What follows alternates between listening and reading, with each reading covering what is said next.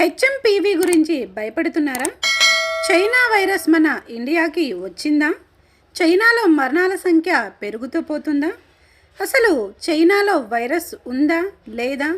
Media చెప్పే కథనాలు నిజమా కాదా? ఇలాంటి అపోహాలన్నీ ప్రజల్లో చాలా తలెత్తుతాయి. ఎక్కడ వైరస్ వచ్చినా, ఏ వైరస్ వచ్చినా మనకు ముందుగా తెలియజేసేది మీడియా. ఈ మీడియా ద్వారా తెలుసుకున్న మనము చాలా భయపడిపోతుంటాం. అసలు భయము అవసరమా? మీడియా భయపడడానికి చెప్తుందా లేక మనకి అవగాహన కల్పించడానికి చెప్తుందా అనేది మనమే ఆలోచించుకోవాలి. ఈ హెచ్ఎంపీవీ వైరస్ గురించి నా ఒపీనియన్ని మీ ముందుకు తీసుకొస్తున్నాను. చూసే ముందు ఒకసారి లైక్ చేయండి, సబ్స్క్రైబ్ చేయండి. హాయ్ అండి అందరికీ, welcome back to my channel. This is Lalitha from Lalitha stocks. So ఒక ట్రెండింగ్ న్యూస్ ఏంటిదంటే హెచ్ఎంపీవీ వైరస్. సో దీని గురించి మనమైతే ఈ వీడియోలో డిస్కస్ చేస్తున్నాం. మీరేమైనా డాక్టరా దీని గురించి మాట్లాడడానికి అనేసి మాత్రం అనకండి. అంటే నాకు తోచినది నేను చెప్తాను. ఎందుకంటే చాలా మంది భయపడుతున్నారు ఈ వైరస్ గురించి. చైనాలో చాలా మంది చనిపోయారంట, అసలు అక్కడ కిక్కిరిసిపోతుందంట హాస్పిటల్స్ అన్ని, బెడ్స్ లేక. సో ఇలాంటి వార్తలన్నీ వస్తున్నాయి. ఇండియాకు వచ్చేస్తుంది. ఆల్రెడీ కర్ణాటకలో ఒక కేసు నమోదైంది. సో ఇప్పుడు చూస్తే మన హైదరాబాద్ కూడా రావచ్చేమో అని అనుకుంటున్నారు. సో ఆల్రెడీ ఇండియాలో ఫస్ట్ అయితే కర్ణాటకలో వచ్చిందని అన్నారు. ఇప్పుడైతే కనుక ఒక 4-5 ప్లేసెస్లో వచ్చిందంటున్నారు. సో అట్లనే అందరూ భయపడుతున్నారు. సో దీని గురించి మాట్లాడదామనేసి నేను వీడియో చేస్తున్నాను. అసలు హెచ్ఎంపీవీ వైరస్ అంటే ఏంటిదంటే హ్యూమన్ మెటానిమో వైరస్. సో దీని పేరు వచ్చేసి, సరే దీని అబ్రివేషన్ పక్కకు పెడితే, ఎందుకంటే మనకు చెప్పినా కూడా కొంతమందికి అర్థం కాదు. ఈ వైరస్ గురించి అంతగా భయపడాల్సిన అవసరం అస్సలు లేదని నా ఒపీనియన్. ఎందుకంటే ఆల్రెడీ ఎంతో భయంకరమైన కరోనానే మనం ఫేస్ చేసినాం. అంటే ఇప్పుడు కరోనా ఎలా ఉంటుందో తెలియదు, వస్తే ఏ విధంగా జనాలు, సొసైటీ, ప్రపంచం ఎలా ఉంటుందో మనకు తెలియని రోజుల్లోనే కరోనాను మనము ఫేస్ చేసి దాని నుంచి బయటపడినాం. సో ఇప్పుడు అంతా ఇంత మనకు నాలెడ్జ్ ఉంది. ఒక వైరస్ వస్తే ఎలా ఉండాలి అనేది, ఎలాంటి జాగ్రత్తలు తీసుకోవాలి అనేది మనకి ఒక ఐడియా అనేది వచ్చింది. సో అలాంటప్పుడు మనము ఏ వైరస్లకు భయపడాల్సిన అవసరం లేదు. మన జాగ్రత్తలో మనం ఉండాలి. ఒకవేళ వచ్చినా కూడా దానికి సంబంధించిన ఏదైనా సరే మన ప్రికాషన్స్ మనము యూజ్ చేయడం వల్ల, లేదంటే దానికి సంబంధించిన మెడిసిన్స్ వాడడం వల్ల మనము కొంచెం గెటన్ కావచ్చు. అంతే తప్ప ఇంకా రాకముందే ఏదో వచ్చేస్తుంది అని భయపడి చచ్చిపోయే బదులు, ఒకవేళ వచ్చిన తర్వాత దాన్ని ఏ విధంగా మనము ప్లాన్ చేయాలి, ఏ విధంగా మనం ట్రీట్మెంట్ చేసుకోవాలి అనేది మనము ఆలోచించుకొని జాగ్రత్తగా ఉంటే చాలు. సో ఇప్పుడు కరోనా ఫస్ట్ వేవ్ వచ్చింది, సెకండ్ వేవ్ వచ్చింది. సో ఎంతో భయంకరమైన పరిస్థితులను మనం అందరము తట్టుకొని మరీ బ్రతుకుతున్నాము. సో ఒక ఐడియా మనకు వచ్చినప్పుడు ఇంకా దాని అమ్మ వైరస్, దాని నాన్న వైరస్లు ఏ వచ్చినా కూడా మనము దానికి భయపడాల్సిన అవసరం లేదు. ప్రికాషన్స్ తీసుకొని మనమైతే మూవ్ ఆన్ అవ్వాలి అని నా ఒపీనియన్. సో ఇంకా రాకముందే అందరూ లాక్డౌన్ అంట భయపడిపోతున్నారు ప్రజలందరూ. సో ఇదన్నీ ఒట్టి పుకార్లండి, ఏం అవసరం లేదు, ఏం భయపడద్దండి అసలు. మనం అంటే కరోనా వైరస్ వచ్చినప్పుడు నేను కూడా భయపడినా. అప్పుడు అయ్యో ఎట్లా వస్తే ఎలా, పిల్లలు ఉన్నారు ఎలా, ఏమైనా భయపడినా. కానీ ఇప్పుడు అలాంటి సిచ్యువేషన్లో లేము. అలాంటి భయంలో నుంచి మనం బయటపడి ఎలా ప్రికాషన్స్ తీసుకోవాలా అన్న ఒక ఐడియా మనకి మైండ్లో ఉన్నప్పుడు మనం ఇంత భయపడాల్సిన అవసరం లేదనేసి నా ఒపీనియన్. ఏమంటే పిల్లలు కానీ పెద్దవాళ్ళు కానీ ఉంటారు కదా, ఏజ్డ్ వాళ్ళు అనమాట.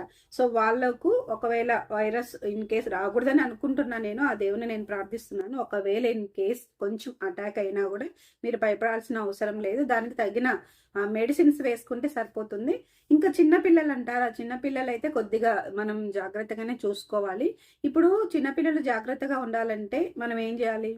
ఫస్ట్ పెద్దవాళ్ళు జాగ్రత్తగా ఉండాలి.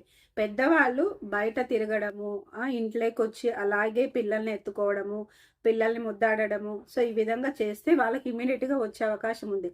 కాబట్టి ఫస్ట్ బయటికి పోయే వాళ్ళు ఎవరైనా సరే వాళ్ళు బాగా జాగ్రత్తగా ఉంటే ఇంటికి వచ్చి మనము వాష్రూమ్లో హ్యాండ్ వాష్ చేసుకోవడం కానీ, లేదంటే స్నానం చేసుకోవడం కానీ, తర్వాతనే పిల్లల దగ్గరికి వస్తే అప్పుడు వాళ్ళు సేఫ్గా ఉంటారు. ఇదొకటి గుర్తుపెట్టుకుంటే చాలని నా ఒపీనియన్. ఎందుకంటే కరోనా టైంలో నన్ను కూడా బాగా కొంతమంది ఎగతాళి చేశారు.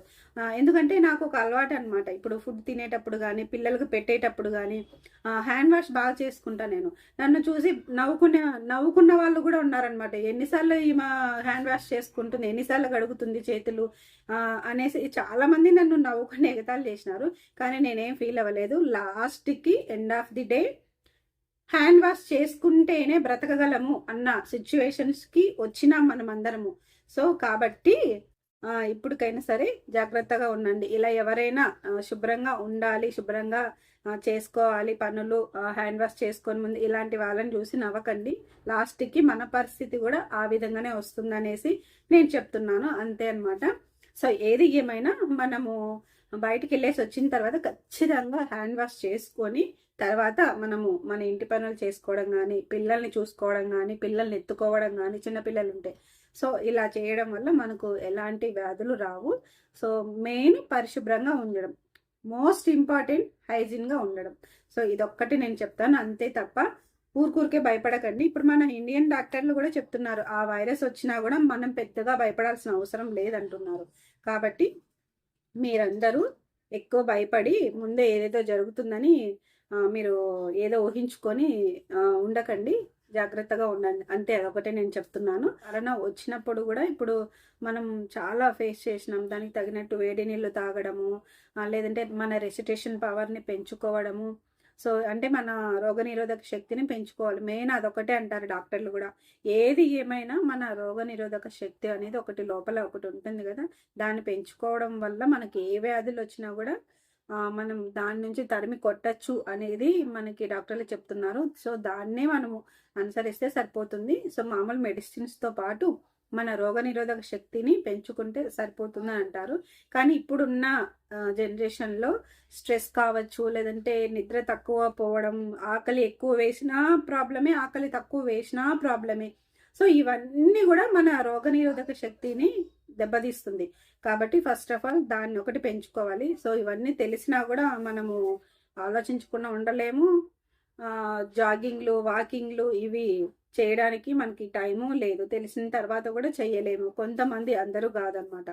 సో కాబట్టి కొంచెం మన ఆరోగ్యం గురించి కూడా మనం ఎవరికి వాళ్ళు మన ఆరోగ్యాన్ని మనమే కాపాడుకోవాలి అన్న ఒక ఇంటెన్షన్ మన మైండ్లో ఉన్నిందనుకోండి, ఖచ్చితంగా మనకు ఏ వ్యాధి రాదు. ఒకవేళ వ్యాధి వచ్చినా కూడా దాన్ని తట్టుకొని మూవ్ ఆన్ అయ్యే కెపాసిటీ మనకు ఉంటుంది. సో ఇంకొకటి ఏంటిదంటే, వైరస్ రాకుండా ప్రికాషన్స్ తీసుకుంటారు. అయినా ఇన్ కేస్ ఒకవేళ వస్తే భయపడకండి, ఓకేనా?